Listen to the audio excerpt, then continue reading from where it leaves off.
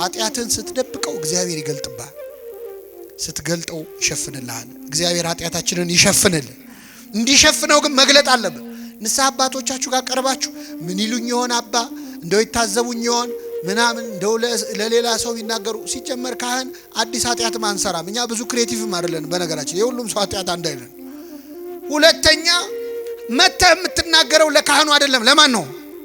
ለእግዚአብሔር። ምን ቸገረ? ተናገረው፣ ተበቀለው ሰይጣንን። አንተ ላይ የሰራውን ያቆሰለህን ቁስል ገልጣ አሳየው ለካህኑ።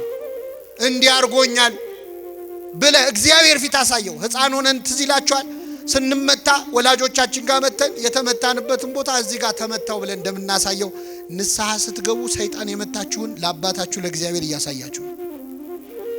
እዚህ ጋር ነው የቆሰልኩት፣ እዚህ ጋር ነው የታመምኩት። ሰይጣን ያፍራል። ስንት ዓመት አንተ ላይ የገነባውን የኃጢአት ግንብ ስትናዘዝ ይፈርስበታል። አንተም ሰላም ታገኛለህ። ናዘዘ አረጋጋ ነው። ኑዛዜ መረጋጋት ነው። ሰላም ታገኛለህ፣ እረፍት። ስለዚህ ኃጢአተኛ ሆነን ለምን ትዕቢተኛ እንሆናለን? ለምንድነው ገጽታችን የሚያሳስበን? ለምንድነው ጥሩ ሆኖ መታየት የሚያሳስበን? እግዚአብሔር ፊት ብታጋልጠው ራስህን በመላእክቱ ፊት ከመዋረድ ትድናል። በፍጥረት ሁሉ ፊት ኃጢአት ከሚገለጥ በፈጣሪ ፊት ቢገለጥ ይሻላል። በሰው እጅ ከመውደቅ በማን እጅ መውደቅ ይሻል? እግዚአብሔር በሱ እጅ እንድንወድቅ ይፍቀድልን። አሁን አንዳንድ ሰው ንስሐ አባቱ ጋር ይመጣና ቅኔ የሚቀኝ ሰው አለን። ሲናዘዝ ራሱ ለቄሱ እንዳይገባ አድርጎ አንዳንዱ ብልጥ ለመሆን ይሞክራል። አባ እኔ በቃ እንደው ባጭሩ ኃጢአት የተባለውን በሙሉ ምን ብያለሁ? ሰርቻለሁ። እንደዚህ ይቻላል? አይቻልም። ሐኪም ቤት ሄደ ዶክተር ባጭሩ በሽታ የተባለውን በሙሉ ታምሜያለሁ ትላል። ይሸቀሽቀኛል፣ ይወጋኛል ነው አይደል? በሽታውን የደበቀ ምን የለውም፣ ኃጢአቱን የደበቀም ስርየት የለውም። እግዚአብሔር ኃጢአታችንን ለመግለጥ ያብቃል። ስንገልጠው ይሸፍነዋል፣ ስንሸፍነው ግን ይገልጠዋል። ይህን ካልን ለመጨረሻ አባቶቻችን ካህናት ፊት ስንናዘዝ ሌላው ካህኑ ኃጢአት ይሰራ የለ ወይ? እንዲያደርጉ የለ ወይ? ካህናት ራሳቸው እንዲየሰሩ አሁን ለአንተ ይቅርታ ያሰጣሉ ወይ ይላል ሰይጣን። አውቆ እኮ ያውቀዋል እኮ። ካህናት የሚሰጡት አገልግሎት ከኃጢአትና ከጽድቃቸው ጋር አይገናኝም። ቅዱስ ባስልዮስ ካህናትን በማህተም ይመስላቸዋል። ማህተም ሁለት ማህተም ቢኖር ይላል፣ አንዱ የብረት አንዱ የወርቅ ቢሆን እላዩ ላይ የንጉስ መልክ ቢኖረው፣ የንጉሱ መልክ አንድ አይነት ከሆነ ቀለም ነክረ ስትመታው የማህተሙ ስዕል የትኛው የወርቅ የትኛው የብረት እንደሆነ ማወቅ ይቻላል? አይቻልም። በኃጢአተኛ ካህንና በንጹህ ካህን መሃልም ያለው ልዩነት ነው። የወርቅ ማህተም የተባለው የኃጢአተኛ ካህን ነው፣ ንጹህ ካህን ነው። የብረት ማህተም የተባለው ኃጢአት ያለበት ካህን ነው። የሚሰጡት አገልግሎት ግን ስንት ነው? አንድ። ምክንያቱም በካህናት አድሮ የኃጢአት ይቅርታ የሚሰጠው ማን ነው? እግዚአብሔር። እግዚአብሔር ይፍታ ነው ያሉት። እኛኛውም አባት ጋር ብትሄድ የሚፈታህ እግዚአብሔር። ሰይጣን ግን አውቆ ካህኑን እንድትጠራጠር ያደርጋል። የመጨረሻው ዘመን አንዱ ዲያብሎስ የሚሰራው እስከ ቅትለተ ዘካርያስ የካህናት መገደል ድረስ ይደርሳል። ካህን አሁን እንዲጠላ ሰይጣን የማይሰራው ነገር የለም። ከቅዱስ ፓትርያርኩ አንስቶ ካህናትን እንድንጠላ እኔ ቄስ አልወድም የሚሉ ኮስተር ብለው ደስ ብሏቸው የሚሉ ሰዎች ያሉት ሰይጣን ሆን ብሎ የሚሰራው ካህንን ሲያጣላ ንስሐ እንደማትገባ ስለሚያውቅ ብዙ ሰው ንስሐ እንዳይገባ ከካህናት ጋር ከስጋ ወደሙ ከቅዳሴም እንድትርቅ ካህኑን ያጣላል። እረኛውን እመታለሁ በጎቹም ይበተናሉ የሚለውን ለመፈጸም የፈለገ ብንበድል ካህናት ቢበድሉ በእነሱ የኃጢአት ይቅርታ የሚሰጠው ማን ነው? እግዚአብሔር ነው። እንደዚህ አድርጋችሁ አስቡ። እንዲህ ብታስቡ ነው የምትጠቀሙት። በዚህ በቅዱስ ጳውሎስ መልእክት ትርጓሜ ላይ አንድ ጆሮ የሚከብድ ታሪክ ተጽፏል። አንድ ሰውዬ ንስሐ አባት ይዛል እና በጣም ባለጸጋ ሰው ነው። ሀብት ንብረት የሞላ የተረፈው ነው። ከዛ ንስሐ አባት ይዛል። እኛ አባት ደግሞ በጣም የገንዘብ ፍቅር ያላቸው ነበሩ። ካህን ሆኖ ገንዘብ በጣም የሚወድ ሊኖር ይችላል? አይችልም። ከመጀመሪያዎቹ 12 ካህናት አንዱ ይሁዳ ጌታውን እስከ መሸጥ የደረሰው በምንድን ነው? በገንዘብ ነው። ሌባ ነበር ይላል ዮሐንስ ወንጌል። ይሁዳ ሌባ ነበር፣ ግን ክርስቶስ ገንዘብ ያዥ አደረገው። እንዴት ነው ሌባ መሆኑን እያወቀ ለምን ገንዘብ ያዥ ያደረገዋል? አሁን እኛ ሌባ መሆኑን የምናውቀውን ሰው ዘበኛ እናደርጋለን? አረኛ አስተውት። ሌቦች ራሳቸው ሌቦች ዘበኛ ሲቀጥሩ የሚቀጥሩት ሌባ ነው ታማኝ ሰው ፈልጉልኝ ይላሉ። እነሱ እኮ ሌቦች ናቸው። ለምንድነው ክርስቶስ ሌባ መሆኑን እያወቀ ገንዘብ ያያረገው? ቤተ ክርስቲያን ሙዳይ ምጽዋቷን በሚዘርፉ ሰዎች እድሜ ልክ እንደምትሰቃይ ለማሳየት ነው። እኔ ያለውም ሌባ ነበረ እንዳትደነግጡ እያለ ነው። ይኖራል ሌባ ለወደፊቱም። ይሁዳ ጌታውን በ30 ብር ሸጠ። በሱ ቤት ክርስቶስን የሸጠ መስሎታል። በ30 ብር የሸጠው ግን የራሱን ነፍስ ነበረ። የራሱን ነፍስ ነው። ጌታ ምኑ ይሸጣል? የራሱን ነፍስ 30 ብር መዘነላት። ያቺ ሴት 300 ዲናር የሚያወጣ ሽቶ አምጥታ እንደ ተራ ነገር አፈሰሰችው። ያቺን ሴት ይሁዳ ተቃውሟን ነበረ። ለዛች ሴት 300 ዲናር ከጌታ ፊት ተራ ነገር ነው ብላ 300 ዲናሩን ጣለች። ጌታ ይበልጣል ብላ። ይሁዳ ደግሞ 30 ብር ይበልጣል ብሎ ጌታውን ጣለ። እና እኚህ ሰውዬ ገንዘብ ይወዱ ነበር። ንስሐ አባት ሁኑኝ አላቸው። ሰውየው ባለጸጋ ነው፣ እሺ ብለው ተቀበሉት። ከዛ ጥቂት እንደቆዩ ሊያማክሩት መጡ። እንደው እባክህ አንድ ችግር ገጠመኝ። ምን ነው አላቸው። የእርሻ መሬት አለኝ፣ ግን ገበሬዎች የሉኝም፣ በደንብ የሚያርሱልኝ የሉም።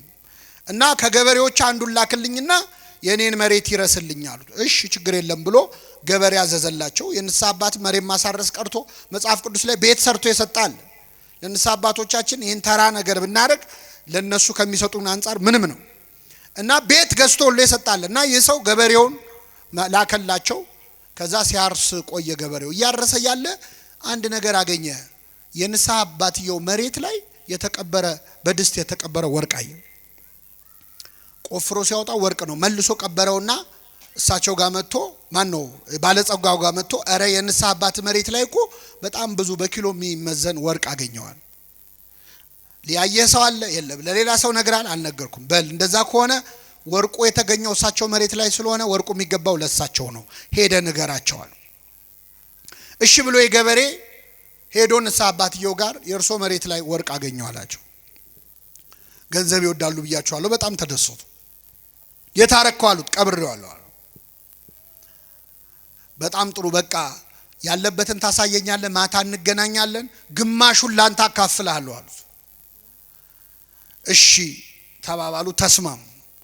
አሁን እኚህ ሰው ግማሹን አካፍለዋለሁ ካሉ በኋላ ቁጭ ብለው ሲያስቡት እኔ ግን ምን ነክቶኝ ነው ግማሹን አካፍላለሁ ያልኩት? እንደው አፌን ይበላኛል ማለት ጀመሩ። እንደው ሩቡን እንኳን ብለው ምን አለ እስቲ። ሰይጣን ልባቸው ውስጥ ገባ። ሲብከነከኑ አሉ። ማታ ላይ ገለዋለሁ ብለው ወሰኑ። ከዛ የተቀበረበትን ቦታ አሳያቸው። እዚህ ነው ብሎ ሲያሳያቸው ግራ ቀኝ አይተው ሰው አለመኖሩን አይተው ይህን ሰው ገደሉት እና ወራጅ ውሃ ውስጥ አሉት። ማንም አልሰማም ብለው ነው። ወርቁ መገኘቱን የሰማ ሰው አለ የለም? ባለጸጋው ሰው ቢጠብቅ አይመጣም የሰውዬ። ከዛ በኋላ በጧት ሄዶ ሲያይ እዛ እርሻ መሬት ላይ ደም አየ። ገባው ነገሩ። በጣም አዘነ። እኚህ ሰው ገለውታል ማለት ነው። እግዚአብሔር ይፍረድባቸው። እኔ ግን ከዛሬ ጀምሮ መስቀልም አልሳለም፣ ቤተ ክርስቲያንም አልሄድ፣ ስጋው ደሙም አልቀበልም ብሎ ቀረ። እንደዚህ አይነት ንግግር ሰምታችሁ አታውቁ? ብዙ ሰው አለ እኔ ከዛሬ ጀምሮ የአባ ገሌን መስቀል አልሳለምም የሚል። መስቀሉ የማን ነው? እኔ አቡነ ገሌን የአባ ገሌን ቄስ ገሌን እኔ አይጥሙኝም የሚል ሰው አለ። መስቀሉ እኮ የክርስቶስ ነው። የክርስቶስ መስቀል እንኳን ኃጢአተኛ ካህን ቀርቶ ሰይጣን ቢይዘው አይረክስም። ችሎ አይዘውም እንጂ ሰይጣን ቢይዘው አይረክስም። መስቀሉ መስቀል ነው። ስጋው ደግሞ አልቀበልም። እኔ ካህን አልወድም። የሆነ ጊዜ የሆኑ ካህን እንዲህ ሲያደርጉ አይቻለሁ። ከዛ በኋላ ከቤተ ክርስቲያን ቀረው ብለው ደስ ብሏቸው የሚያወሩ ሰዎች አሉ። እግዚአብሔር የሚሰማህ መስሎሃል? እሳቸውን ለሰሩት ይቀጣቸዋል። አንተ ደግሞ ለቀረህበት ትቀጣለህ። ሁለተኛ ካህን ላማህበትም ትቀጣለህ። እግዚአብሔር የፍትህ አምላክ ነው። ኃጢአት በኃጢአት አያጣፋም። የሆኑ አባት እንዲያረጉ ብለህ የምትድን መስሎሃል? እሳቸውን ስላረጉበት ይቀጣቸዋል። አንተን ስላማህበትና ስለቀረህበት ይቀጣል። በተለያየ ፋይል ነው የሚያየው። ያንተ ሌላ የእሳቸው ሌላ። የእሳቸው እንዲህ ስላረጉ ምን ያርግ እሱ ወዶ እኮ አይደለም ብሎ አያጣፋልህ። እና የሰው ከቤተ ክርስቲያን ቀርቶ ስጋው ደግሞ መቀበል ትቶ ሌሊት በህልሙ አንድ ነገር አየ። እልም ባለ በረሃ ላይ ውሃ ጥም ጉሮሮን እያደረቀው በአሸዋ እና ከላይ ፀሐይ ላይ እየሄደ ያያል ብቻው። ከዛ ሲሄድ ውሃ ጥም በጣም አስቸግሮት ኮለል ብሎ የሚፈስ የውሃ ድምጽ ፏፏቴ ይሰማል። ከዛ ድምጹን ተከትሎ ሲሄድ እውነትም ንጹህ ውሃ ኮለል ብሎ ይፈሳል። ተጠምቶ ስለነበር እጁን ዘረጋ ውሃውን ሊጠጣ፣ ግን አልደረሰበትም። ፏፏቴው ላይ ተሳበ፣ አልደረሰበትም። ከዛ አንድ ሰው እየመጣና በንጹህ የወርቅ ዋንጫ ጽዋ፣ ንጹህ የወርቅ ጽዋ ቀዳና ውሃውን እንካጠጣ አለው። ጽዋው ንጹህ ነው፣ ውሃው ንጹህ ነው፣ ግን እንካጠጣ ያለው ሰውዬ በጣም በሚዘገንን መንገድ ቁስል በቁስል ነው፣ ቆስሏል ሰውዬው። ውሃው ግን ንጹህ ነው፣ ሰውየው ግን ቁስለኛ ነው። አይ ሰውየው አልነካውም፣ ውሃው ንጹህ ነው፣ እሱ ቢቆስል ምን ችግር አለው፣ በቃ ልጠጣ ብሎ አፉን ሲከፍት ከእንቅልፉ ነቃ። ኮለል ብሎ ሲፈስ ያየው ውሃ የህይወት ውሃ እኔ ነኝ ያለ የክርስቶስ ሥጋና ደም ነው። ቁስለኛው ሰው ኃጢአተኛው ካህን ነው። የኃጢአተኛው ካህን ቁስል የሥጋው ደሙን ንጽህና ሊያሳድፈው አይችልም። እንደዚህ አድርጎ ለማሰብ እግዚአብሔር በቸርነቱ ይርዳን። የመጨረሻው ካህናት ንስሐችንን ከሰሙ በኋላ የሚሰጡን ቀኖና አለ። በነገራችን ላይ ለካህናት የምንናዘዘው እግዚአብሔር ይፍታ እንዲሉም ብቻ አይደለም። ኃጢአቱን ይሰሙና ከዛ ኃጢአት የምንላቀቅበትን መንገድ ያማክሩና አንድ ሰው ስርቆት ከሆነ የሚጸናበት መጽውት ይባላል። በሰረቀበት እጁ ምን እንዲሰጥ። ዝሙት ከሆነ የሚጸናበት ጹም ይባላል። ስገድ ይባላል፣ ሰውነቱን መግዛት እንዲችል። ስንፍና ከሆነ ይሄን ያለ እግር መንገድ ሂድ ሊባል ይችላል። በጠዋት ተነስተ እንዲያርግ ሊባል፣ ጠበል ተጠመቅ ሊባል ይችላል። ካህናት የሚሰጡ ቀኖና ቅጣት አይደለም፣ ሕክምና ነው። መድኃኒት የሚሰጠው ለቅጣት ነው አይደለም፣ ለሕክምና ነው። እና ለምሳሌ የሚሰጥ ቀኖና አለ፣ ጾም አለ፣ ጸሎት አለ፣ ሌላስ ስግደት አለ፣ ምጽዋት አለ፣ ፈውስ መንፈሳዊ የሚባል መጽሐፍ አለ በቤተ ክርስቲያናችን። ብዙ አይነት ነው የቀኖና። ካህኑ ሊቆጣ ይችላል። እኛ መቼስ አሁን ካህናት ቢቆጡን እንዴ ቁጣው ምን አመጣው ብለን አንመጣ። እኔ አንዳንድ ሰው ጥያቄም ብሎ ይጠይቀናል። ንስሐ አባቴ ስናዘዝ ኃጢአቴን ፊታቸውን ክስክስ ያደርጉብኛል እና ጀብዱ ነው እንደ የሰራው ይሳቁልህ። ኃጢአት እኮ ነው የምትነግራቸው፣ መገሰጽ አለባቸው። ይቆጣሉ፣ ተቆጡ፣ ኃጢአትን አታድርጉ ብሏል። ስለዚህ ይቆጣሉ፣ ግን ይራራሉ። ካህኑ የሚገስጹ ከኃጢአቱ እንድትላቀቅ ነው፣ ጠልተው አይደለም። መድኃኒት እያቃጠለ አይደል የምትቀባው፣ ቁስልህን እንዲፈውስ ነው። ስለዚህ ተቆጥቶ በጣም ያስጨንቁ ማለት አይደለም። ግን ካህናት ሊገስጹን ይችላል፣ ሊቆጡን ይችላል፣ ና ሊሉ ይችላሉ፣ ሂድ ሊሉ ይችላሉ። በዛ በእርምጃ ውስጥ ከእግዚአብሔር እንድትቀርብ ነው፣ ስንፍና እንዲለቅ ነው። ጠበል ተጠመቅ ሊሉ ይችላሉ፣ እስከዚህ ሰዓት ጾም ሊሉ ይችላሉ። ዓላማው ግን እኛን ከኃጢአት ማላቀቅ ነው። በኋላ ሄደ ቴራፒስት ጋር ሳይኮሎጂስት ጋር መከራን ከምታይ ካህኑን ሰምተህ ያሉን ብታደርግ እግዚአብሔር የበለጠ ረድኤት ይሰጣል። ዓላማው ሰውየውን መፈወስ ነው። ፈውስ መንፈሳዊ ከኃጢአት ከሱሱ ከልማዱ መላቀቅ እንዲችል እና የሚሰጠው ቀን ነው። አሁን እኛ የሚመስለን ብዙ ኃጢአት ያለበት ሰው ብዙ ስገድ የሚባል፣ ትንሽ ኃጢአት ያለበት ሰው ደግሞ አይ አንተ ችግር የለውም ትንሽ፣ እንደዚህ የሚባል ነገር የለም። ካህናቱ አይተው ተመሳሳይ ኃጢአት ሰርተን የተለያየ ቀኖና ሊሰጡን ይችላሉ፣ የሰውየውን ታሪኩን ስለሚያውቁት። ለምሳሌ በጣም ብዙ ኃጢአት ላለበት ሰው ትንሽ ስገድ ሊሉት ይችላሉ። ለምን? ብዙ ስገድ ካሉ ደንግጦ እንዳይጠፋ። ሁለተኛ ችሎ ከሰገደ ደግሞ እግዚአብሔር ይቅር ያለኝ በስግደቴ ነው እንዳይል። እንደውም አንድ አባት በጣም ብዙ ኃጢአት የሰራ ሰው መጣና ነገራቸው። ሲነግራቸው 3 ስገድ አሉት። ስንት? 3000 ነው 300 ነው አለ። አይ 3 ስገድ። ሰገደ። እግዚአብሔር ይፍታ ሄደ አሉት። አላመነም ሄደ። እና ያው ለታሪኩ እንዲመች ነው፣ እግዚአብሔር የማያውቀው የለም። ጌታ ተገልጦ ለምንድን ነው 3 ብቻ ስገድ ያሉት አላቸው። ሲላቸው ጌታ ሆይ 3 ስገድ ያልኩት እኔ ጨካኝ ሆኜ ነው፣ አንተ ብትሆን ኖሮ ኃጢአት ተሰረየችልህ ብለህ በነፃ ምን ትለው ነው ታሰናበተው ነው። የኛ ኃጢአት ከእግዚአብሔር ምሕረት ይበልጣል አይበልጥም? የሱ ምሕረት እንደ ባህር ነው፣ ባሕረ ምሕረት ይባላል እግዚአብሔር። የኛ ኃጢአት እንደ ደም ጠብታ ነው። ባህር ላይ ደም ጠብ ቢል ባህሩ ደም በደም አይሆንም። ስለዚህ ኃጢአታችንን ወደ ጥልቁ ይጥላል ያለው ሆሴ ይህንን ነው። ወአስጥምኒ ውስተ ቀላየ ምሕረቱ ለበኩርኪ ይላል አባ ጊዮርጊስ። ወደ ልጅሽ ወደ ምሕረቱ ባህር ጨምሪኝ ይላታል እመቤታችን። እግዚአብሔር ወደ ምሕረቱ ባህር ይጨምረን ሁላችንን። ኃጢአታችንን አርቆ የምህረቱ ባህር ውስጥ ይጨምረናል። ያን ጊዜ የኛ ኃጢአት ትንሽ ይሆናል። ዳዊት ለዚህ ነው እንደ ምህረት ብዛት ያለው። ምህረት ብዙ ስለሆነ የፈለገ በበድልም ኃጢአቴ ግን ከምህረት አይበልጥም። ምህረቱ ብዙ ነው እና እዛ ውስጥ ደብቀው ሸሽገው ብሎ መለመን ማለት እና ካህናት የሚሰጡን ቀኖና ለቅጣት አይደለም የሚመስለን። አሁን እኛ ደሞዝተኛ የሆነ ገንዘብ ያለው ሰው ምጽዋት የሚሰጥ፣ ሀብታም የሆነ ሰው ይሄን ያህል ብር አስገባ የሚባል፣ ደሃው ደግሞ ገንዘብ ስለሌለው ጹም ጸልይ ስገድ የሚባል። በፍጹም እንደውም በተቃራኒው ቤተ ክርስቲያን ገንዘብ ላለው ሰው ገንዘብ ስጥ አትልም ቀኖና ላይ። ለምን? ገንዘብ ያለው ሰው ገንዘብ ስጥ ቢባል ይከብደዋል። እንደውም እንደ ቀረጥ እንደ ታክስ ይከፍላል ማለት ነው። የፈለገውን ኃጢአት እየሰራ እያመጣ ብሩን መጅረጥ ነው ያለው። ስለዚህ እሱን ስገድ ነው መባል ያለበት፣ ጹም ነው መባል ያለበት። መመጽወት አይከብደውም።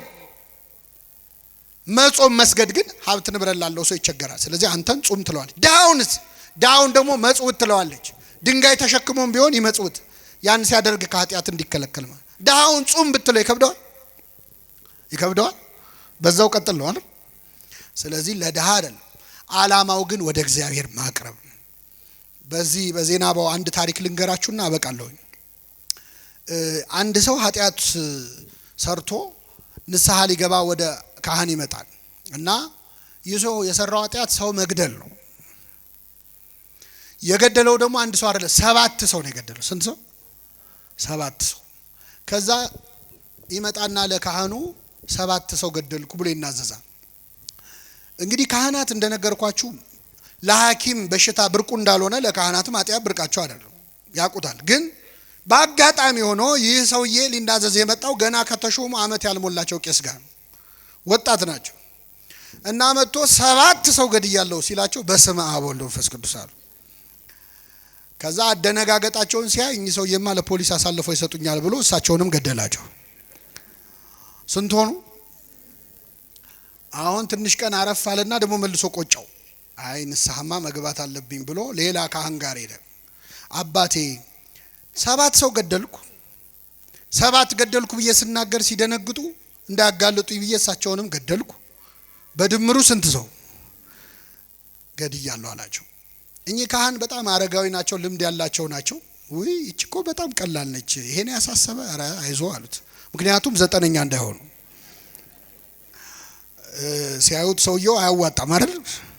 ይሄን ያሳሰበ ይሄ ሰይጣን ነው፣ እንደውም አይዞ አንተ ጠበል ነው መጠበቅ ያለበት፣ ጠበል አጠምቃለሁ ትሄዳለህ አሉት። ደስ አለው።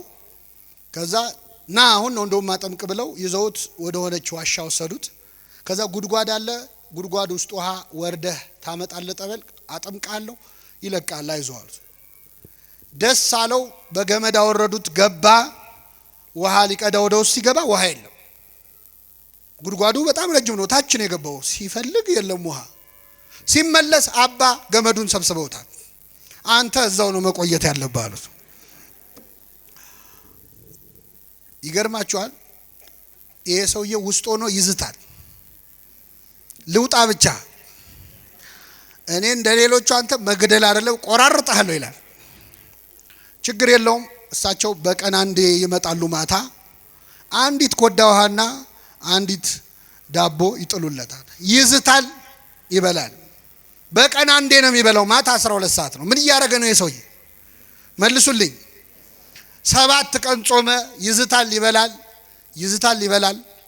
ከዛ እየቆየ ሲመጣ ዛቻው እየቀነሰ ልመና ሁሉ ጀመረ። ኧረ ተው ያስወጡኝ ግድ የሎትም በቃ ምንም አልነካዎትም ማለት ጀመረ። ከብዙ ቆይታ በኋላ ግን ምን አላቸው? ነገ ሲመጡ መጽሐፍ ቅዱስ ይዘውልኝ ይምጡ፣ እዚህ መቆየቴ ካልቀረ ቁጭ ከምላልና መጽሐፍ ቅዱስ ተሰጡ። ማንበብ ጀመረ። ከዛ ሲመጡ ምን ይላል? አረ የኔ ኃጢአት ሰው መግደል ብቻ አይደለም፣ አረ የኔ በደል ብዙ ነው እያለ በየቀኑ ብዙ ኃጢአት መናገር ጀመረ። አይዞ እግዚአብሔር ይቅር ይበል ይሉታል፣ ይሄዳሉ። ዓመት ሆነ፣ 2 ዓመት ሆነ፣ ቆየ ሰው በጣም በቃ ጸሎተኛ ሆነ። ከብዙ ጊዜ በኋላ እኛ አባት ሲመጡ የሰውዬ እዛ ጉድጓድ ውስጥ የለም። ደነገጡ። ያው የሱ ነገር አይታመንም፣ ቤት በኩል ዞሮ ሊመጣ ነው ብለው አባቴ ይፍቱኝ የሚል ድምጽ ሰሙ። ቀና ሲሉ አየር ላይ ነው ያለው ሰውዬው። እግዚአብሔር ይፍታሉ፣ ተሰወረ። በቅቷል ማለት ነው። ከሳቸው በለጠ በቅድስና። አባቶቻችን ጾሙ ጸልዩ ሚሉን ለሰራነው ኃጢያት ሊቀጡን አይደለም፣ ወደ ማን ሊያቀርቡን ነው? እግዚአብሔር የሰማነውን ለንስሐ ያድርግልን። ለጠቅላላ ዕውቀት አይደለም የተማርነው። ይህንን ድምጽ የሰማችሁ ሰዎች ንስሐ ግቡ፣ ዛሬውኑ ንስሐ ግቡ። የሰማነውን በልቡናችን ያሳድርብ።